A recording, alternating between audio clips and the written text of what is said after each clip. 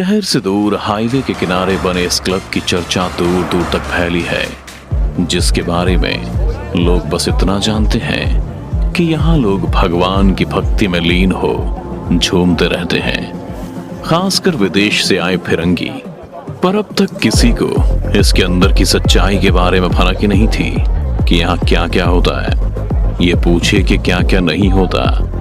लोग अंदर झूमते तो है भगवान के रिमिक्स गाने पर, लेकिन हरकतें राक्षसों वाली होती हैं। ये क्लब इस शहर का नहीं बल्कि राज्य का वो अड्डा बन गया था, जहाँ खुलेआम जुएबाजी, नशाखोरी, ड्रग्स डीलिंग और यहाँ तक कि जिस्म फरोशी भी होती है।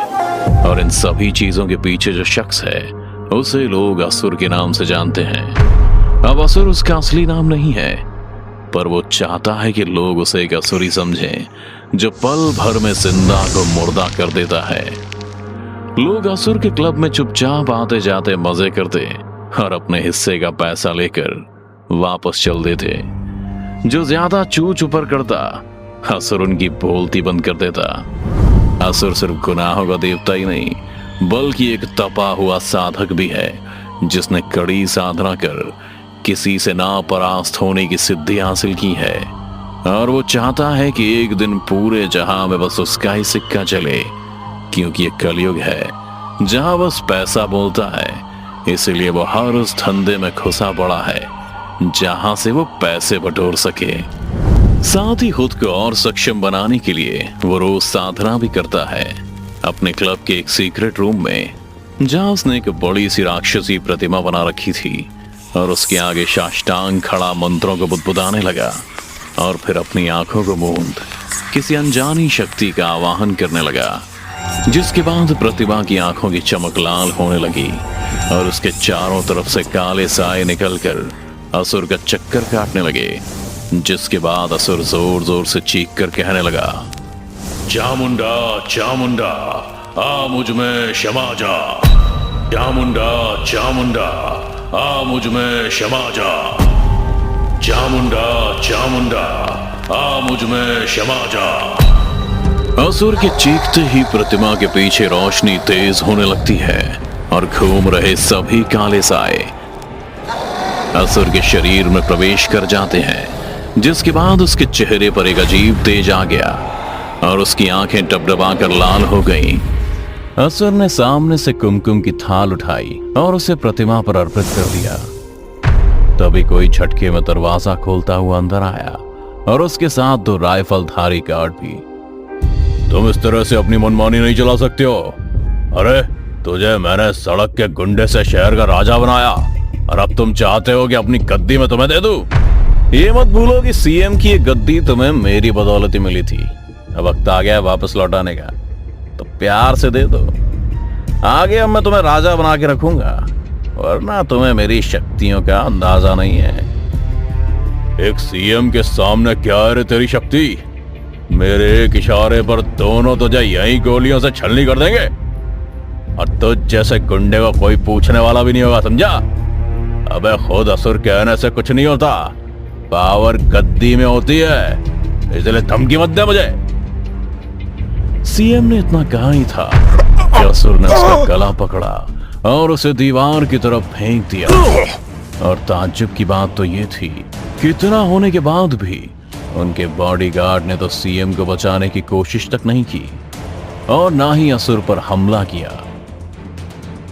और जब सीएम ने उन्हें असुर को मारने का ऑर्डर दिया तो वो दोनों उल्टे सीएम की तरफ ही बढ़ने लगे और उसके पास पहुंच दोनों ने एक दूसरे को भी गोलियों से भून दिया। पर क्यों? ये सीएम की समझ से भी परे था। तभी सीएम की नजर असुर के कुटिल मुस्कान वाले चेहरे पर गई, जो उसकी तरफ ही आ रहा था। पता चल गया ना तुझे कि शक्ति सीएम की ज्यादा है असुर की? फिर भी मुझे सीएम इसलिए बनना है ताकि सिर्फ ये शहर ही नहीं बल्कि पूरा राज्य मुझे राजा समझे। असुर हूं मैं, असुर। जो भी मुझसे टकराएगा उसका सर्वनाश तय है। असुर का ये विकराल रूप देख सीएम की हालत किसी शेर के चंगुल में फंसे मेमने की तरह हो गई थी। फिर भी उसने हिम्मत नहीं हारी और अपने खून से लथपथ चेहरे को पोंछते हुए कहा, महिषासुर को भी यही लगा था कि उसे कोई मार नहीं सकता था, पर देवी दुर्गा ने अवतार लिया और उस राक्षस का संहार किया। असुर, मैं तो चला जाऊंगा, पर एक बात हमेशा याद रखना, बुरे कर्मों का फल इसी जिंदगी में लेकर जाना होता है। मैं तो भोग ही रहा हूं, तेरी बारी भी आएगी। अबे सीएम, कलयुग की यही तो खास बात है, यहाँ सभी बुरे कर्म करने वाले ही बुरे हैं, कोई देवता नहीं है। अच्छा रुक, तुझे मैं एक देवी से मिलवाता हूँ। देवी, देख रहा है ना सीएम, ये कलयुग है जहाँ बस नाम देवी होता है और कर्म असुरों वाले ही होते हैं। अब देखना, एक दिन मैं सबको अपने जैसा असुर बना दूंगा, जैसे मैंने इस देवी को बनाया है। असुर अपनी सारी बातें देवी नाम की लड़की को देखते हुए कहता है, जो लग तो अच्छे घर की रही थी, पर हालत किसी चरसियों की तरह थी।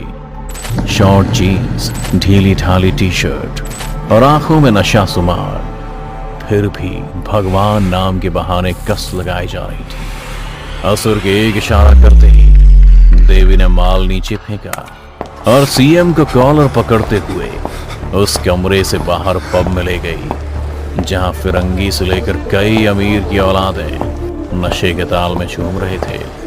वहां पहुंच देवी सीएम के कान में कहती है, मजे कर या फिर निकल, पर असुर के रास्ते मत आना, क्योंकि मैं हूँ यहाँ रास्ते का हर कांटा साफ करने के लिए।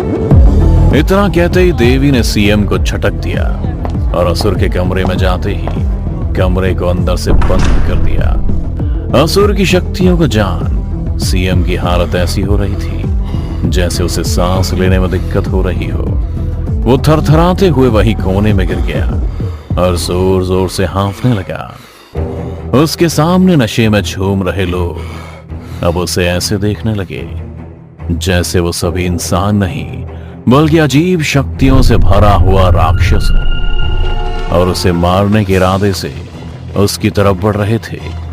देखते ही देखते उन सभी लोगों ने सीएम को घेर लिया और उसे डराने लगे, जिसके बाद सीएम की हालत ऐसी हो गई कि उसे अपना अस्थमा पंप निकालना पड़ गया, जो हड़बड़ाहट में उसके हाथ से छूट उन राक्षसों के बीच कहीं खो गया।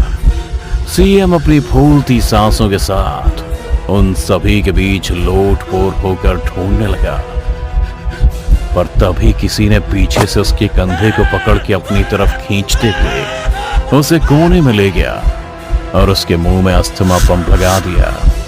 एक दो सांसों के बाद सीएम का हांफना थोड़ा कम हुआ और उसे वहां सभी चीजें पहले की तरह नॉर्मल दिखने लगी, पर उसका सिर अब भी चकरा रहा था।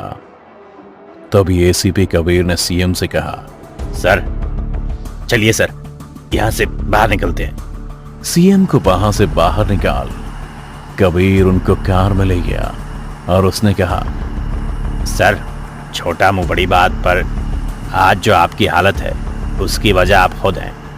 आपके ही साए तले सड़क का बंटी असुर बना बैठा है, पर और नहीं, बहुत जल्द हम उसे खत्म कर देंगे सर।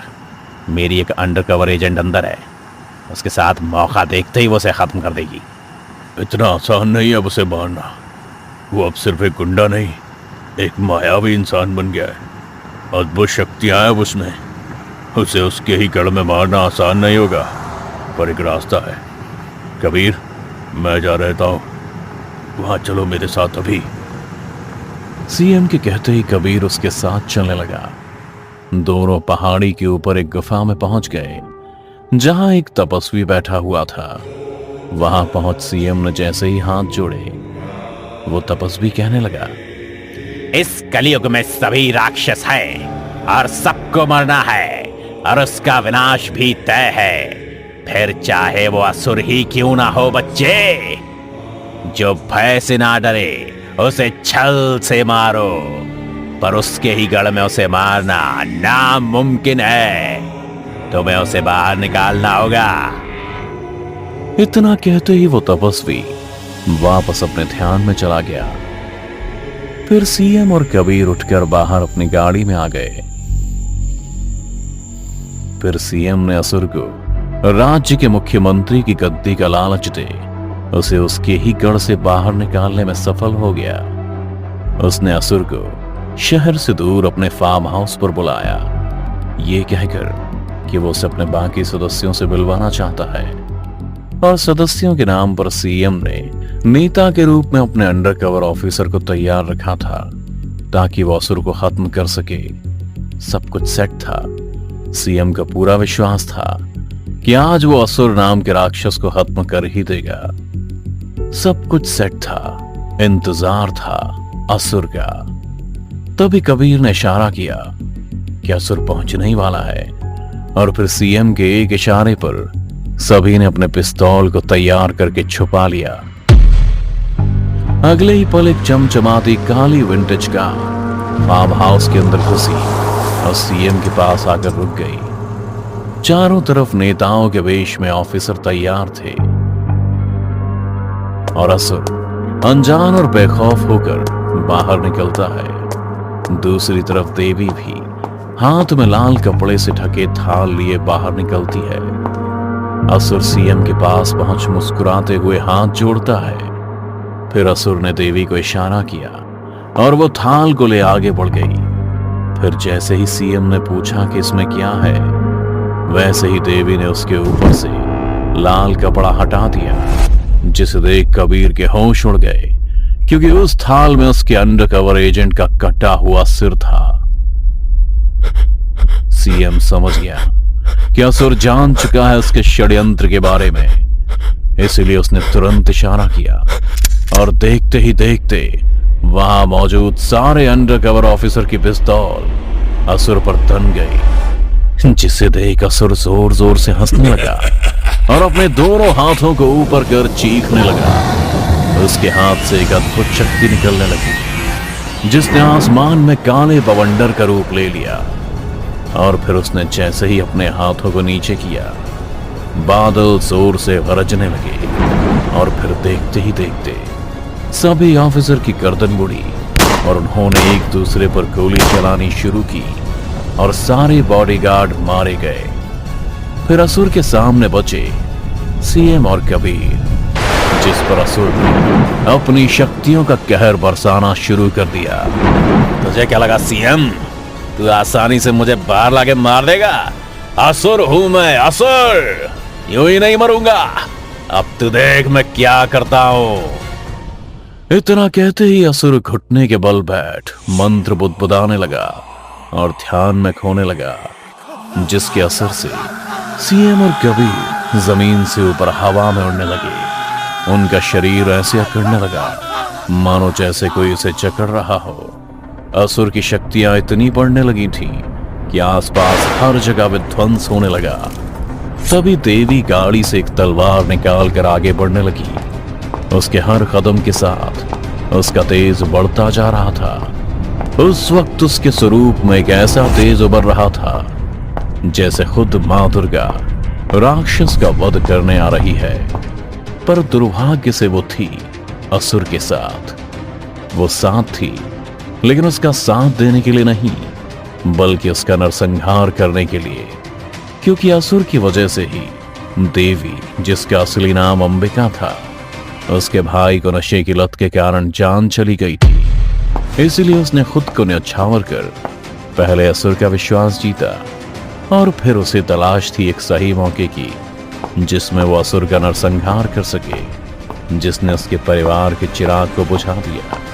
इसलिए उसने बिना देरी किए एक झटके में असुर का सिर धड़ से अलग कर दिया और बुराई का अंत किया। असुर के अंत के साथ ही उसका वो अड्डा भी बंद हो गया जहां सभी धर्म का ढोंग किया करते थे। अंबिका थी तो कलयुग की, लेकिन असल में वो कलयुग की देवी थी, जिसने असुर नाम के राक्षस को खत्म कर शहर और राज्य को बर्बाद होने से बचा लिया था।